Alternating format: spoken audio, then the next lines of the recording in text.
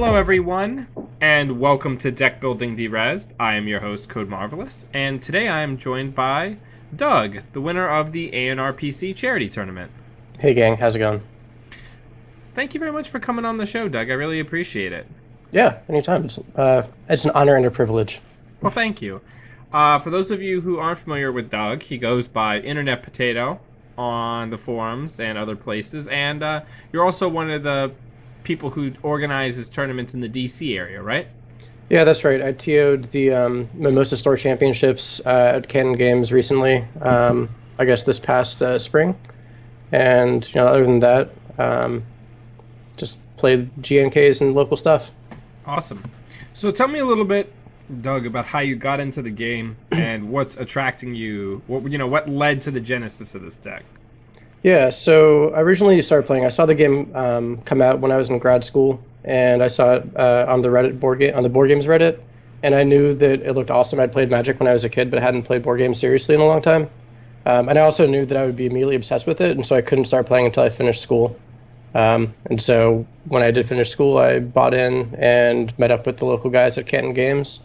There was a really strong meta there for a long time, and they were all super nice people and got me into it, and the rest is history. Awesome. And you and I are both Wayland executives. Yep, we are longtime Wayland fans. I think that like a crappy Titan Space Ice Trick of Light deck was probably the first deck I tried to build on my own. I also tried to build that deck. Yeah, it doesn't quite work, but Titan's a lot of fun, and I'm glad they're really getting a chance to shine now. Yeah, and 17 influence is not insignificant right now. No, it's huge. Originally, you needed it because the Titan Fast Advance plan, you needed to splash for everything. Right. So you were splashing for tons of Biotic Labor, tons of Sandstone City Grid, and Trick of Light. And now you've got a lot of tools within faction and also some cheaper options to splash with shipment from Tenon.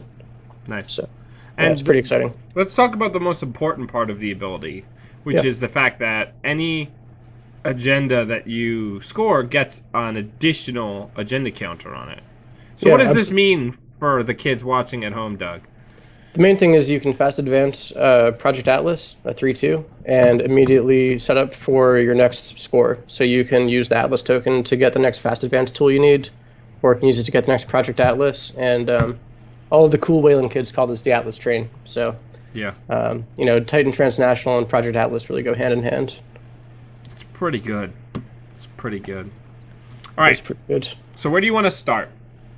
So why don't we start with the agenda suite? Okay. So there's some spicy stuff in here.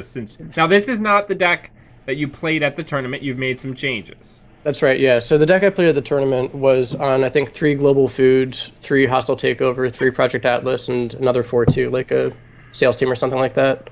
But I sort of noticed that I could actually score 4/2s sometimes, and so having more of them in the deck was helpful as long as I didn't actually have to have any real 5/3s in the deck. This is such an interesting agenda. I don't know if you watched me and Sanjay and I's stream the other night, but like this card basically put us in a situation where we had 1 turn to win. Yeah. Yeah, it's something. I mean, like really, Wayland's gotten a lot more multi-sub ice recently, good multi-sub ice. And so Armored Servers is actually really helpful for shoring up the late game where you can make it impossible for the runner to get in for the last medium dig or get into HQ when you're holding an Atlas or whatever. Yep. So I like it a lot. It's keeping up the beehive theme that apparently is a Wayland thing now. Yeah, well, they're builders. Bees are the beavers of the insect world. Bees are the bees are the beavers of the insect world. Yeah. All right. So we got a geothermal fracking, which is an interesting include because it is piling on some bad pub. Talk to me a little bit about the addition of this. Yeah. So the main scoring plan is either 3 Atlas and 1 Hostile or 2 Atlas and 3 Hostile, and it's pretty much impossible. I found at least it's very difficult to reliably score a 5/3, and so I wanted the 4/2s in the deck to reinforce the weak spots in the game. So geothermal fracking is kind of the last 4-2 that you fit in there, because Right. they're normally pretty good for econ, but it's helpful if you get in a jam and you need a bunch of money really quick to score out with a biotic or whatever. And you definitely don't want to take the bad pub early on because you're already going to be taking some with hostile takeover, and it makes your storage really porous. Okay, that makes So sense. it's really sort of an emergency, escape hatch. Emergency 4-2. Yeah. We do have one global food, I imagine, as you mentioned, since we're not really planning on scoring it, it's just to thin out agenda density. Yeah, exactly. I mean, the way the numbers break down, if you can do 3 global foods, then you can, shave off a slot and make your density lower. But as it is right now, the runner still needs to score at least 4 agendas to win. So we're happy with that. Okay. We have 3 hostile takeovers. Yep. It is a really it's a great card. agenda. Yeah.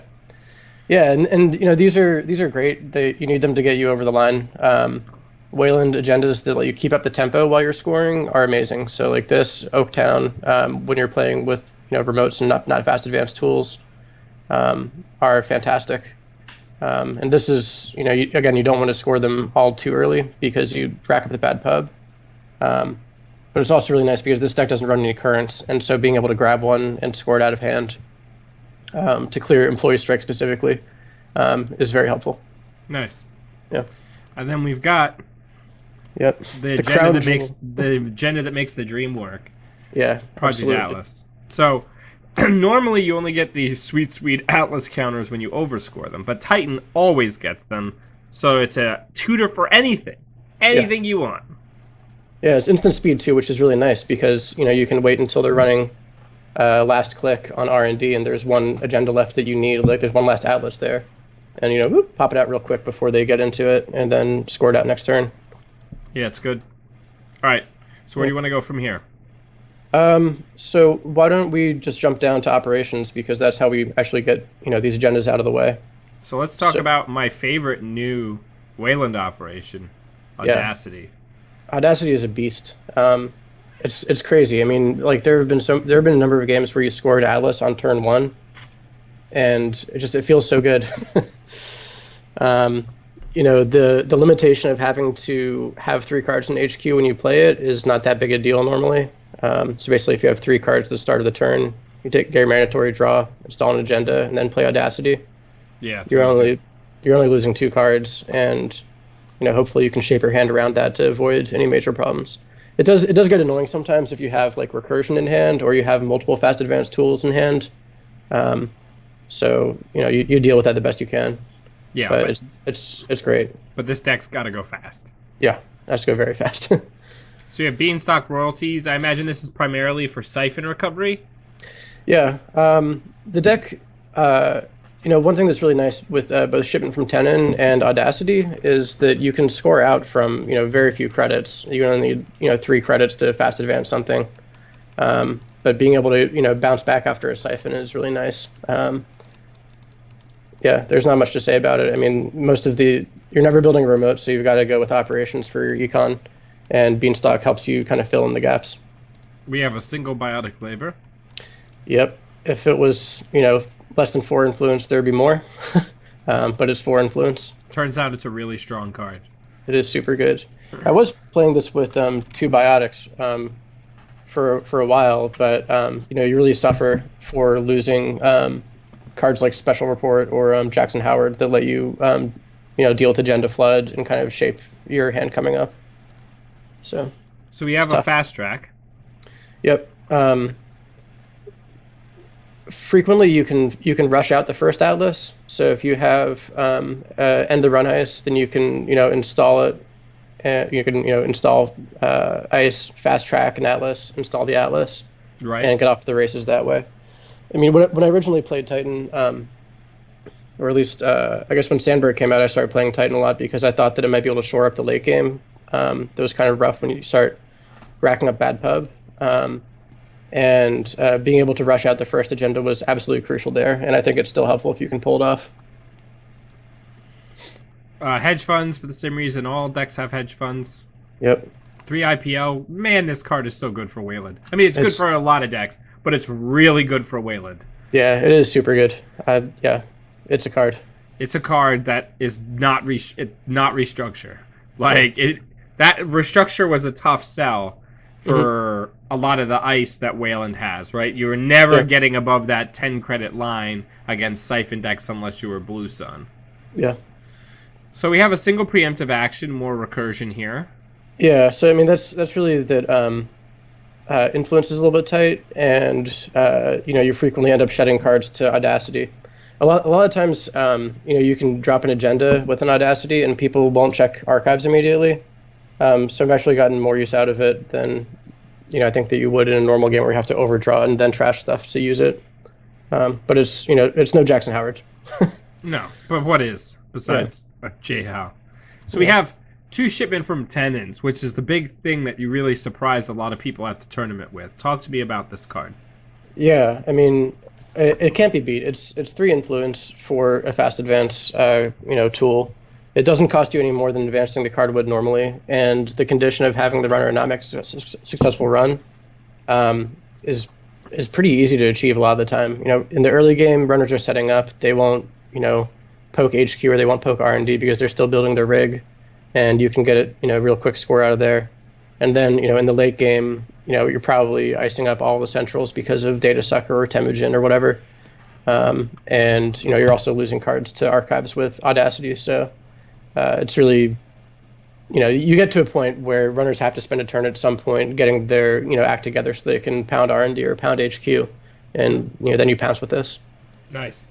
So let's talk about another new addition. Let's talk about Special Report.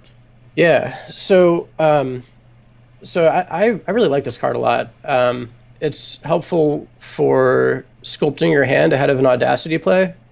So if you have 2 or 3 agendas in hand, being able to shuffle them back into R&D immediately, and also potentially draw into another fast advance tool or into something else that you need at the time, is super helpful. It's also it's faster than Jackson Howard in the sense that you don't have to, you install it, you click Jackson Howard a couple of times, and, you can spend an entire turn and basically net 1 extra draw over what you would have gotten otherwise, and then you have a bunch of cards to deal with. So I like this, especially a turn where I draw Special Report is pretty common towards the end of the game when you're really just digging for the last agenda or digging for the last fast advance tool to get you over the line. Okay. So let's talk about, I guess, we only have 2 Jacksons. Yeah, influence is tight. Slots are tight.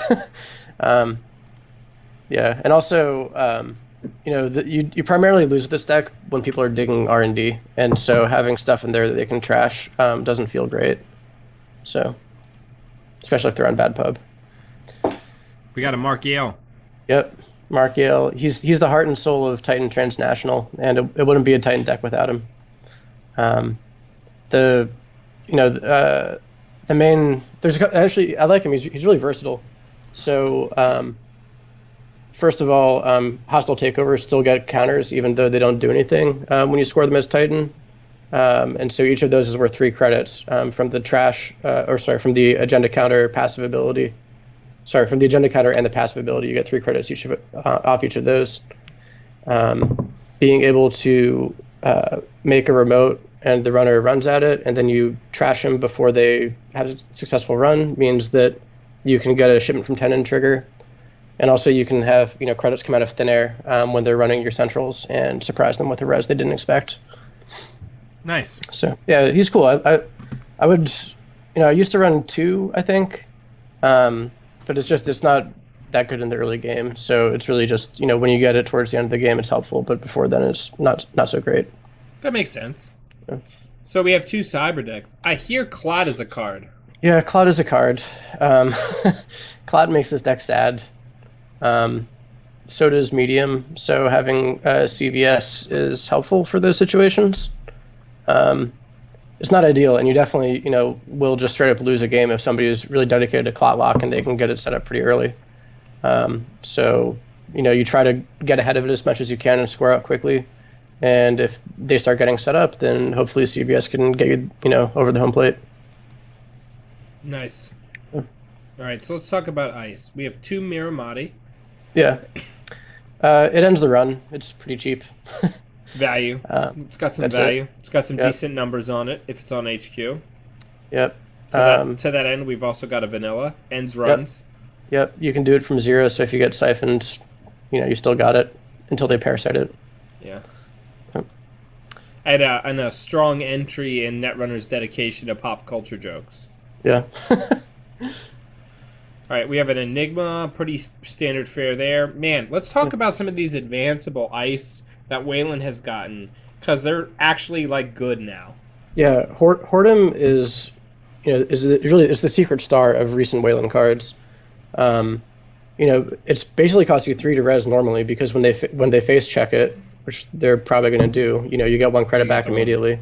Yeah. It's out of Yogg range, and once you advance it, they really, they can't just let the first sub fire very many times. And they're never going to hit the second sub. I don't think I've ever had the second sub actually fire its special ability. But it's good. We got a macrophage. Yep. Turns out Clot's a card. Clot is a card. It goes on R&D. Prevent medium digs. If you can get rid of Clot for good, that's awesome. Yeah, I would love to get an Arc Lockdown in here so that you can take out Clot when it's in the bin. But that's hard to fit in even with 17 influence. We have 2 Mausolus. Yep. It's good. It's got 3 subs. It's pretty strong. It's only 4 to res. It's crazy. It's a good ice. Yeah, it's a really good ice. Solid tax against. Because both this ice and Mausolus solves one of the biggest problems that Wayland has had, which was that for like literally 3 years of this game, their code gates were just shit. They were awful. Yeah. They had to borrow code gates, and code gates was where all the tax was. Yeah. Yeah, no, it's great. I mean, especially, again, multi-sub ice is super helpful. It deals with, and also I think the numbers on Mausolus especially are great for Black Orchestra. Yeah, no, it's nightmarish if you don't have like an Ice Carver or a Data Sucker token. Even then, it's still not great. It's still $6. Yeah, I mean, people will get that together for sure. So it's not like Hordem solves Yogg issues forever. But it definitely delays the pain. We got some of the snake. Yep. You got to have something to keep them honest. It's relatively cheap for the impact that you get out of it. Clearly, like you don't bother resing it if they already have Mimic out normally, or a Mongoose for sure. But it's helpful in the early game. It can open windows for you. Nice. Yeah. And I think this is also just an incredibly strong ice. Yeah, it's super good. I mean, it would be overpowered, but I really wish that all of the new advanceable ice had the +1 strength for advancement, because being able to move it out of Mimic range or making it super expensive for MK Ultra is really nice. And again, the subs are high impact to begin with, and 6 for 4 and 2 subs you care about is pretty good to begin with. Yeah, it's really good, especially for a Sentry. Yeah, absolutely. Yeah, this looks great. I'm super excited. Yeah. So we're gonna take it for a spin on Jinteki. Sure. And I am going to be a conduit for your piloting. Okay. Doug, thank you very much for coming on the show. Yeah, of course. And everybody watching at home, the published list is on Netrunner DB. Is this version published? No, this is private. It will be published pretty soon. I've been just tweaking around a little bit, but it'll be up soon. Okay. Yeah. Well, thank you very much. You in the test run. Always be running.